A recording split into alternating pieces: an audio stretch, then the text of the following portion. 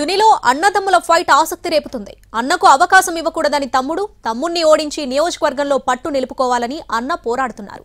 TDP నుంచి Yanamala Ramakrishnudu, YCP నుంచి యనమల కృష్ణుడు మున్సిపల్ వైస్ చైర్మన్ పదవిని టార్గెట్ గా రాజకీయం నడుపుతున్నారు. గతంలో టీడీపీ నుంచి తుని టికెట్ ఆశించారు కృష్ణుడు. అయితే తన కుమార్తెకు దివ్యకు సీట్ వచ్చేలా చక్రం తిప్పారు రామకృష్ణుడు. అయితే టికెట్ రాదని గ్రహించిన టీడీపీ నుంచి ఎన్నికలకు ముందే కృష్ణుడు వైసీపీలో చేరారు. ఇప్పుడు మరోసారి అన్నదమ్ముల మధ్య మున్సిపల్ వార్ జరుగుతోంది. కృష్ణుడికి తుని పాలిటిక్స్ పై మంచి పట్టుంది. దీంతో వైస్ చైర్మన్ పదవి టీడీపీకి దక్కకూడదని తీవ్రంగా ప్రయత్నిస్తున్నారాయన.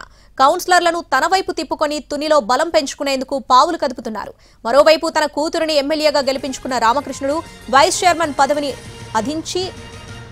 అధిష్టానానికి గిఫ్ట్ ఇవ్వాలని చూస్తున్నారు.